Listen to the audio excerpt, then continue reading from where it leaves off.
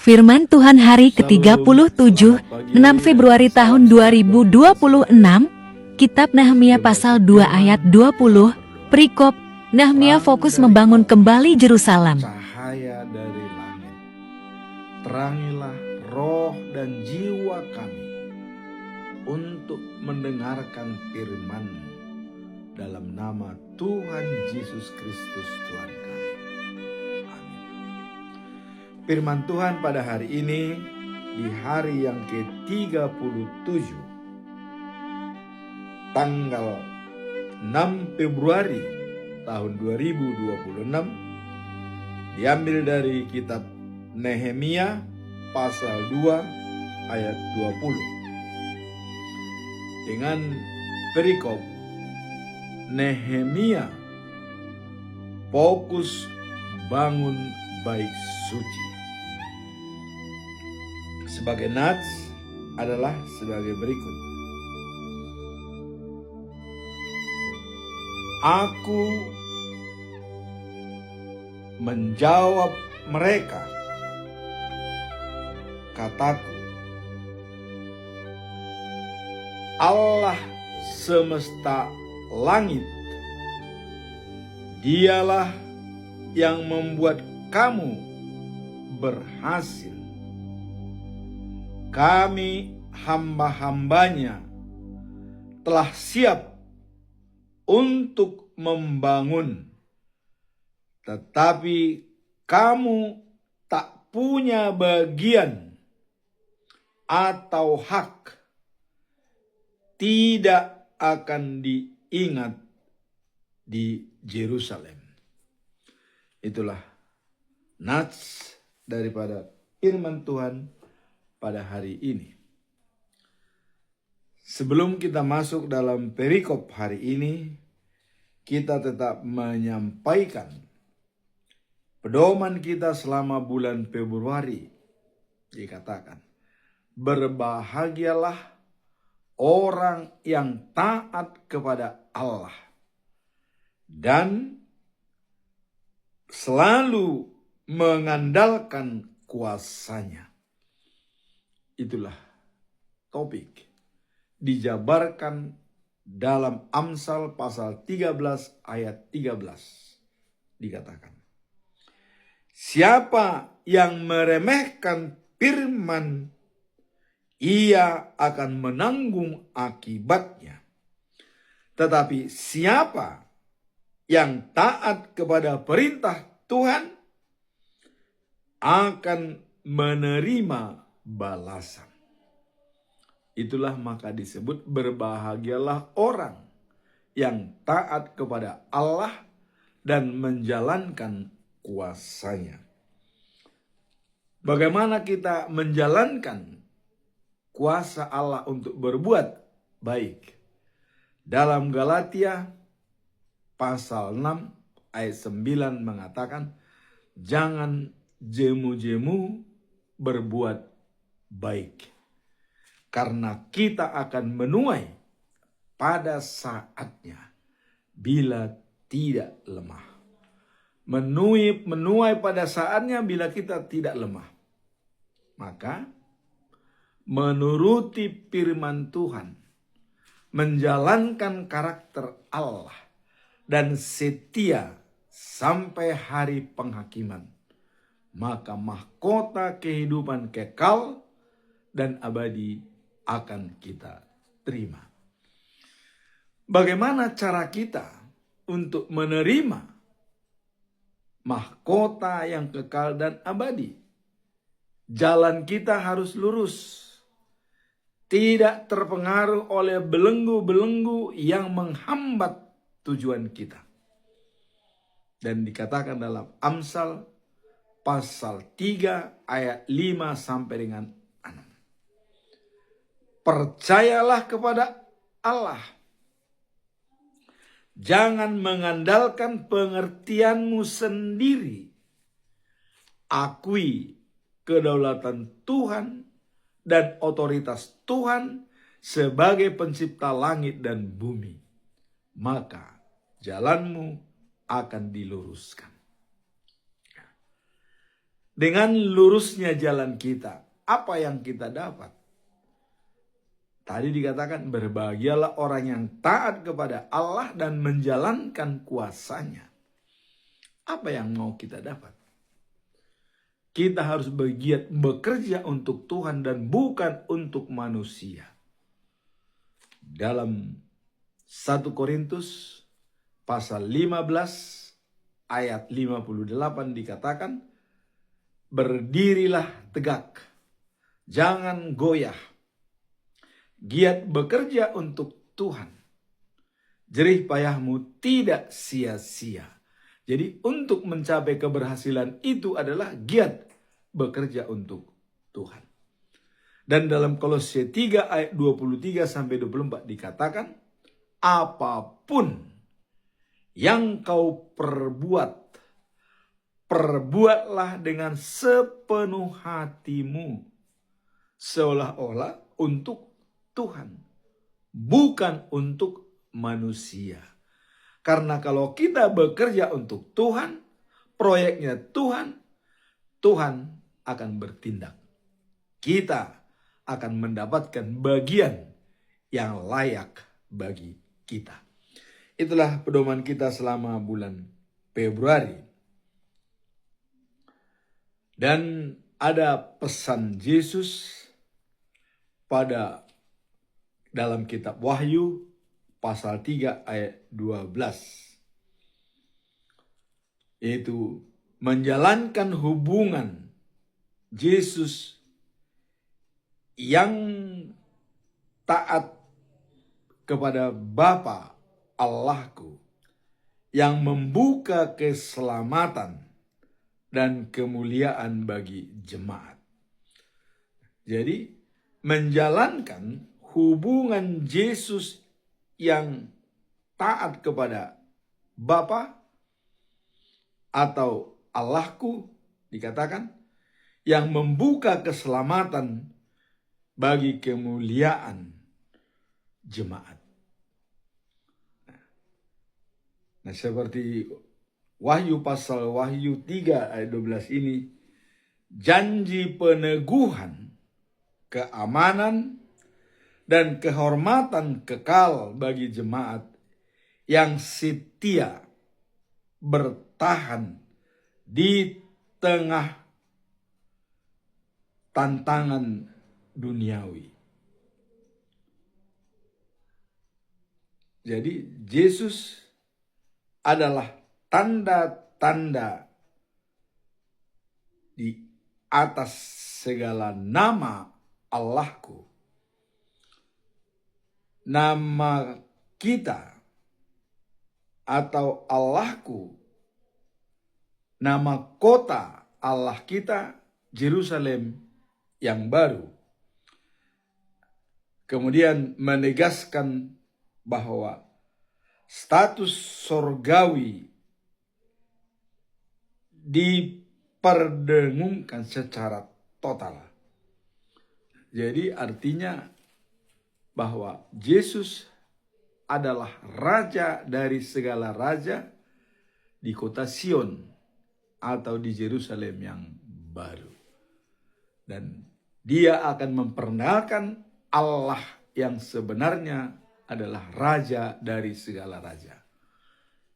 Kita lihat dalam 2 Samuel pasal 7 ayat 12 sampai dengan 16 dikatakan bahwa bila Daud sudah tua, maka dari keturunannya akan menjadi membangun bait suci kepada Allah, yaitu Salomo. Dan dikatakan dari keturunannya lah menjadi raja segala raja dan pemerintahannya di kota Sion. Itulah Yerusalem yang baru. Nah, maka dalam nats, berbahagialah orang yang taat kepada Allah dan menjalankan kuasanya. Dia akan melihat Tuhan Allah yang sebenarnya di Sion atau Yerusalem yang baru yang turun dari surga. Itulah pedoman kita selama bulan Februari. Sekarang kita masuk dalam perikop hari ini, yaitu Nehemia fokus membangun bait suci atau rumah Tuhan dan tidak terpengaruh walaupun ada gangguan dari beberapa tokoh dari Horn, dari Amon, dan dari Arab. Tapi dia tetap tegar. Apa latar belakang daripada perikop ini? Latar belakangnya adalah adanya perlawanan keras dari Sanbalat, orang Heron, Tobia, orang Amon, dan Gesem, orang Arab. 3 orang yang menantang kepada Nehemia membangun kembali tembok Yerusalem yang runtuh. Nehemia merespon cemooh tersebut dengan iman. Dia tidak gentar, tetap tidak goyah. Dia merespon dengan iman. Ia menunjukkan identitas umat Allah di tengah rintangan yang dihadapi. Jadi dia tidak gentar sedikit pun. Dengan iman, dia tunjukkan dia sebagai umat Allah. Poin-poin kita lihat di sini sebagai latar belakang kekuatan Nehemia. Yang pertama adalah status kritis dan perlawanan. Jadi dalam status kritis dan perlawanan, Nehemia sebagai juru minum daripada Raja Persia. Dia adalah bertugas sebagai juru minum Persia dan ditugaskan mendapat izin membangun kembali tembok di Yerusalem. Jadi dari seorang juru minum di istana Raja Persia diizinkan untuk membangun tembok Yerusalem. Namun kedatangannya ditentang oleh musuh-musuh di sekitar Yehuda yang merasa terancam dengan membangun kembali Yerusalem. Jadi banyak orang yang terancam kedudukannya di Yehuda karena sudah banyak orang asing yang datang ke sana. Dengan membangun kembali tembok Yerusalem berarti mengembalikan semua bangsa Israel. Sehingga banyak yang terancam orang-orang asing. Nah, seperti kita lihat tadi, orang Heron itu Sanbalat dan orang Amon itu Tobia.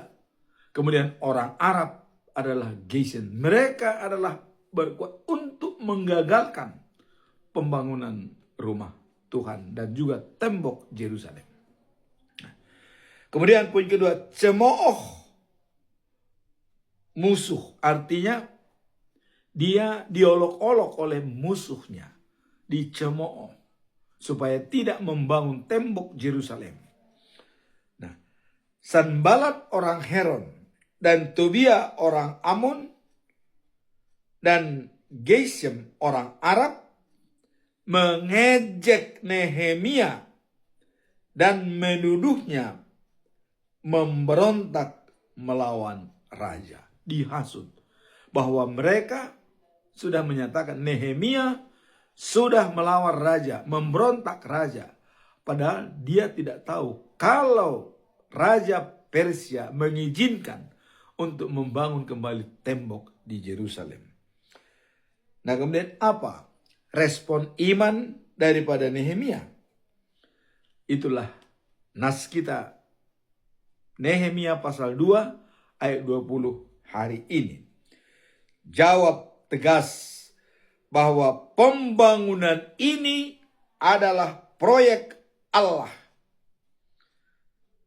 Bukan sekedar ambisi pribadi. Jadi Nehemia mengatakan proyek ini adalah proyek Allah. Bukan ambisi pribadi. Nah, sehingga Nehemia menolak bersekutu dengan musuhnya dan menegaskan bahwa mereka tidak memiliki hak atau bagian dari Yerusalem. Artinya kamu tidak ada hubungannya dengan Yerusalem. Mengapa kamu protes? Tidak punya hak. Disitulah Nehemia mengatakan kepada orang Heron dan orang Ammon dan juga orang Arab, Anda tidak berhak dalam hal proyek ini. Karena ini adalah proyek Tuhan dan Anda bukan bagian daripada Yerusalem. Nah kemudian yang keempat, ada kedaulatan Allah.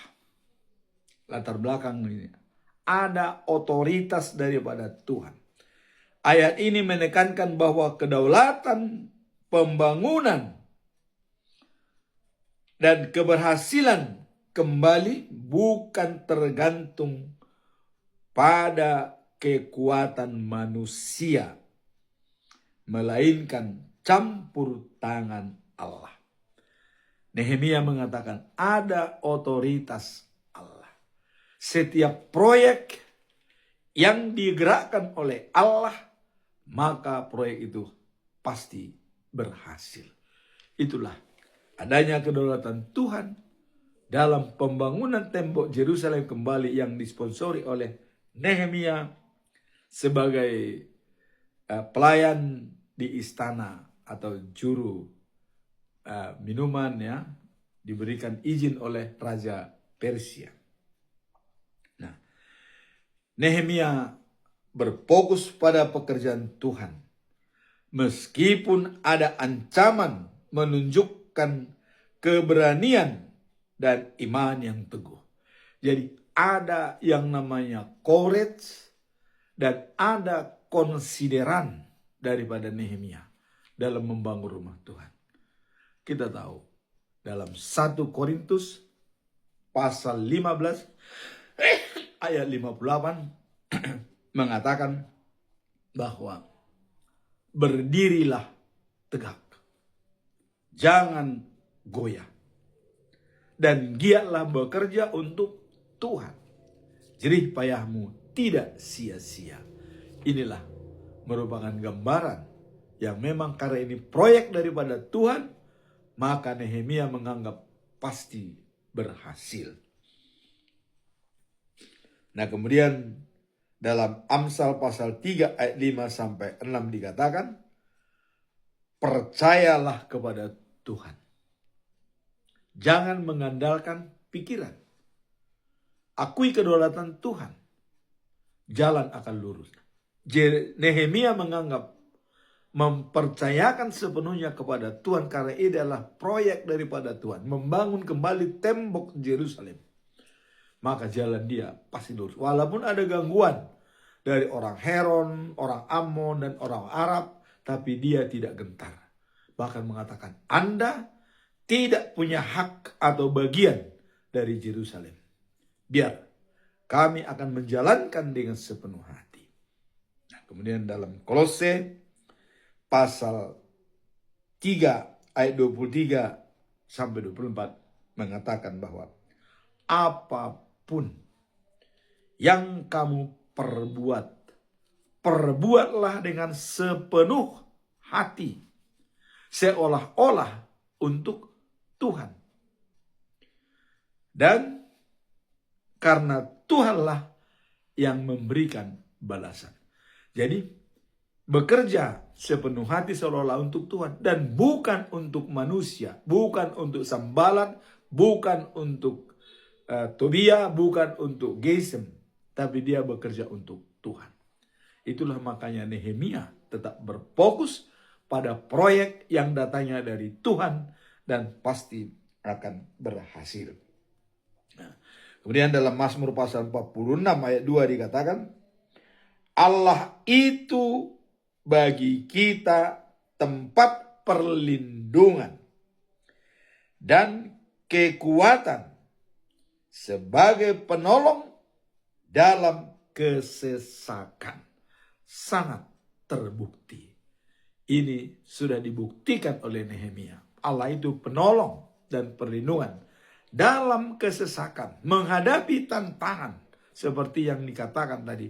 Ada cemooh dari musuh-musuhnya dan menyatakan supaya di stop pembangunan itu tidak diteruskan. Tapi Nehemia tetap bertekad karena ini adalah proyek Tuhan, pasti akan berhasil.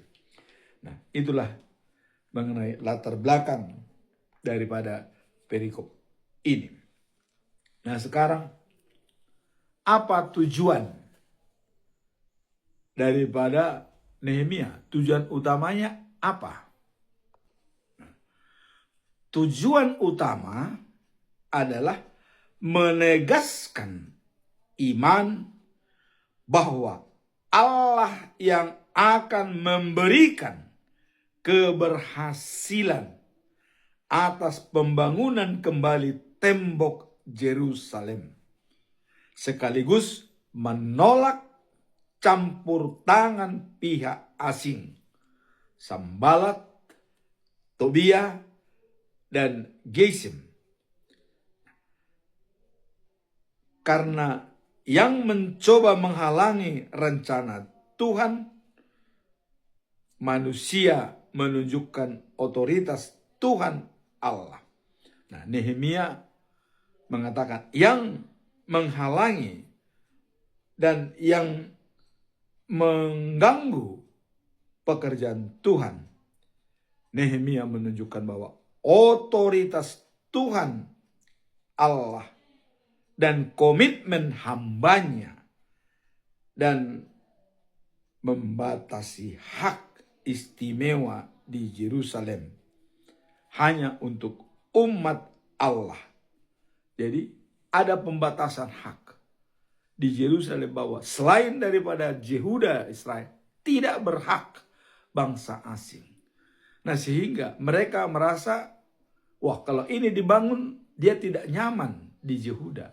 Itulah makanya ada protes dari Sanballat, Tobia orang Amon, dan juga Gesem orang Arab, merasa terancam. Dan Nehemia sudah membatasi hak-hak dan yang berhak atas pembangunan tembok Yerusalem. Dan dikatakan bahwa ini adalah otoritas Tuhan Allah dan komitmen hambanya. Jadi proyek daripada Tuhan dijalankan dengan komit oleh hambanya dengan penuh integritas dan membatasi hak-hak daripada orang lain yang tidak berhak atas Yerusalem, pembangunan rumah ibadah. Nah, inilah tujuan utama daripada perikop ini. Nah, dan poin-poin yang perlu disoroti pertama adalah ketergantungan mutlak pada Allah. Jadi Nehemia mengatakan ketergantungan mutlak kepada Allah karena ini adalah proyek daripada Allah dan mengandalkan Tuhan, semua akan selesai. Itulah pemikiran daripada Nehemia dengan tujuan utama dia. Kalau dia sudah mengandalkan Tuhan, semua persoalan akan beres. Kemudian yang kedua, tujuan utama adalah keberanian menghadapi lawan. Nah, di sini ada keberanian menghadapi lawan. Bahwa para penantang tidak punya hak, bagian, atau warisan di Yerusalem. Jadi makanya Nehemia tuh berani. Anda tuh tidak punya hak sama sekali di Yerusalem. Terus apa urusannya melarang pembangunan? Mereka hanya ingin mencoba-coba. Siapa tahu bisa gagal. Namun di sini ada keberanian menghadapi lawan daripada Nehemia. Dan mengatakan yang sebenarnya. Kalau yang tidak punya hak, terus menstop sesuatu yang kita kerjakan, ya tidak nyambung. Disinilah keberanian daripada Nehemia fokus pada proyek Allah. Kemudian poin ketiga, ada panggilan untuk melayani. Artinya dorongan sebagai hamba Allah ya berkomitmen membangun tembok Yerusalem walaupun ada rintangan. Jadi ada panggilan kepada Nehemia sebagai hamba Allah. Dia punya komitmen dan tekad untuk membangun tembok Yerusalem walaupun ada tantangan dan hambatan dari segelintir orang. Itulah kebutuhan utama. Kemudian keempat dikatakan adalah kedaulatan Allah tetap menjadi acuan daripada Nehemia. Dengan dimulainya proyek Allah, Allah juga ikut bertanggung jawab untuk keberhasilan daripada proyek tersebut. Ya. Kemudian pekerjaan tersebut adalah proyek daripada Allah. Dan Allah berdaulat untuk bisa membantu Nehemia dalam menyelesaikan pembangunan tembok di Yerusalem. Nah, ayat ini memberikan inspirasi untuk tetap beriman dan giat bekerja untuk Tuhan. Jadi di sini menguatkan iman dan giat bekerja untuk Tuhan dan bukan untuk manusia. Meskipun ada perlawanan dan dia punya keyakinan bahwa Allah ya bertekad dan berjanji akan menyelesaikan akhir daripada pembangunan tersebut. Nah, Kolose 3 ayat 23 sampai 24 dikatakan tadi, apapun yang kita perbuat, perbuatlah dengan sepenuh hati. Dan seolah-olah untuk Tuhan. Jadi Nehemia mengerjakan pekerjaan itu sebagai hamba Tuhan. Dia giat bekerja untuk Tuhan. Dan Tuhan akan bertindak dengan pekerjaan dia. Artinya Tuhan bertindak, keberhasilan daripada proyek tersebut tinggal menunggu waktunya. Itulah tujuan utama daripada perikop ini. Kemudian apa pesan moral yang bisa kita ambil dari perikop ini? Pesan moral adalah terutama mengenai iman, keberanian, dan pelayanan. Jadi iman dan ketergantungan pada Allah. Jadi keberhasilan sejati dalam pekerjaan atau tujuan berasal dari Allah, bukan kekuatan manusia. Jadi Nehemia menunjukkan teladan untuk mengandalkan Tuhan di tengah rintangan. Ini contoh yang baik. Dia tidak peduli walaupun ada tantangan daripada Sanballat, Tobia, dan juga Gesem. Dia tidak terpengaruh. Ini adalah role model bagi kita. Bahwa tidak terpengaruh situasi dan kondisi. Dia adalah dia dalam situasi apapun. Nehemia punya integritas. Karena ini adalah proyek Allah, maka dia punya keyakinan pasti berhasil. Apapun tantangannya, dia tidak gentar. Kemudian pesan moral yang kedua adalah keberanian dan ketegasan menghadapi lawan. Tidak takut dan mundur ketika dicemooh oleh Sanballat, Tobia, dan Gesem. Teguh berdiri, tidak goyah, hadapi tantangan dari orang-orang yang akan menghambat, dan dia akan mendapatkan hasil daripada jerih payah yang dilakukan. Kita tadi telah melihat bahwa dalam 1 Korintus pasal 15 ayat 58 dikatakan, berdirilah tegak, jangan goyah, giatlah bekerja untuk Tuhan. Jerih payahmu tidak sia-sia. Inilah pedoman daripada Nehemia. Dia bekerja untuk Tuhan dan tidak ada ragu, dan dia punya integritas yang tinggi.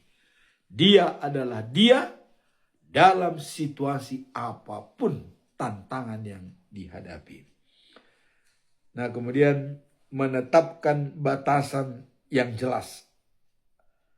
Artinya, dia menetapkan batasan yang jelas bahwa pembangunan tembok ini tidak ada sangkut pautnya dengan Sanballat, Tobiah, dan juga Geshem. Tidak ada hak mereka. Nah, sehingga dia tidak menghiraukan. Nah, di sini ada batasan. Dia punya arti yang dalam. Tembok Yerusalem ini adalah untuk orang Yahudi dan juga 12 suku bangsa Israel. Bukan untuk orang Arab, bukan untuk Ammon, bukan untuk orang Heron. Itulah makanya dia memberikan batasan sebagai ukuran daripada pembangunan tersebut.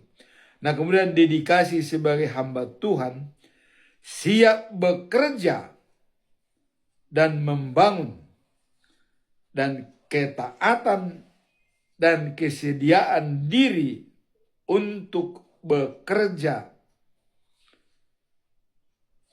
dan terus mewujudkan visi yang Tuhan berikan. Jadi karena ini adalah visi daripada Tuhan di awal dari kita, ini proyeknya Tuhan, maka dia siap untuk menjalankannya.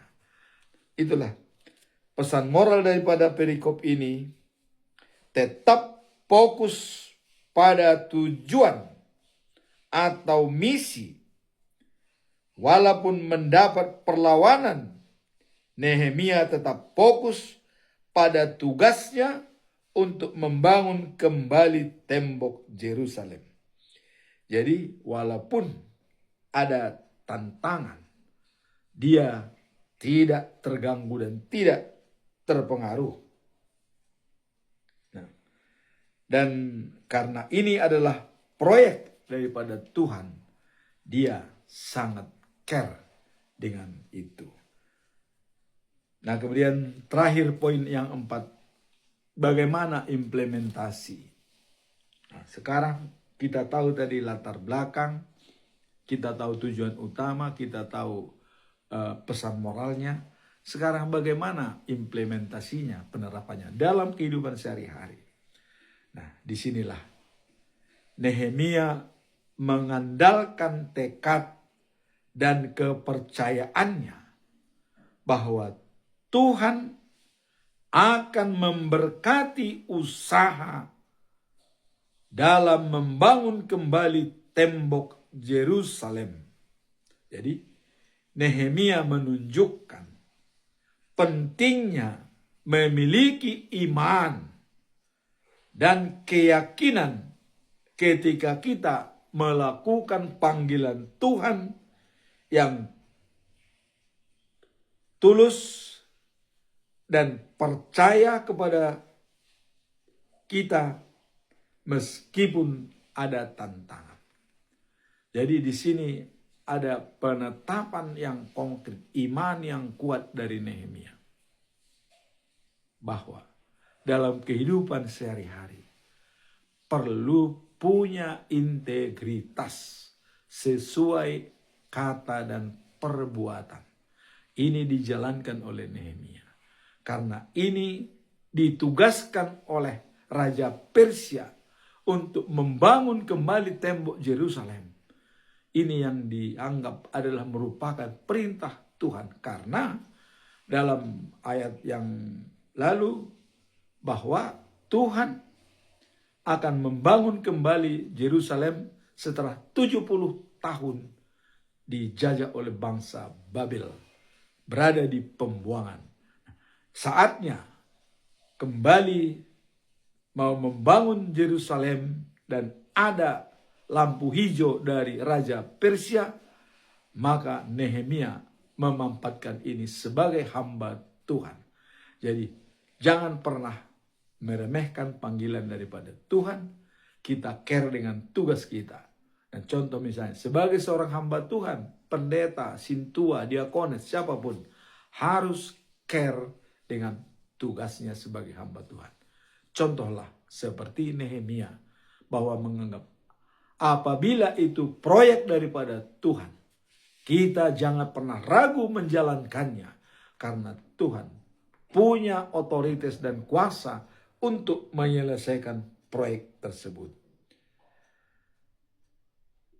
Nah, jadi menghadapi tantangan dari Sambalat, orang Heron, Tobia, orang Amon, dan Gesam, orang Arab, Nehemia tidak gentar. Karena mereka tidak punya bagian dari warisan daripada Yerusalem. Dia tidak punya bagian. Ngapain dia repot-repot kalau tidak ada hubungan? Nah, ini yang ditunjukkan oleh Nehemia. Kalau memang tidak punya hak atas pembangunan tembok Yerusalem, ngapain kita peduli dengan itu? Toh tidak ada artinya. Buang-buang waktu. Kira-kira begitu. Jadi teladan daripada Nehemia pantas kita contoh. Apa yang dikatakan, karena proyek ini adalah pekerjaan Tuhan, maka Nehemia dapat berani dan punya integritas untuk menjalankan tugas itu. Dia tidak goyah. Dia berdiri tegak. Dia giat bekerja untuk Tuhan. Maka dikatakan jerih payahnya tidak sia-sia. Keberhasilan akan dicapai. Itulah firman Tuhan pada hari ini. Kiranya kita semua care dan peduli. Apabila itu proyek Tuhan, kita harus mampu menjalankannya. Apapun tantangan. Pendirian rumah ibadah adalah proyek daripada Tuhan. Karena kita akan memuji Tuhan. Selesaikan dengan jalur. Tegakkan kebenaran, keadilan, dan juga kasih. Semua akan berjalan dengan baik. Itulah firman Tuhan pada hari ini.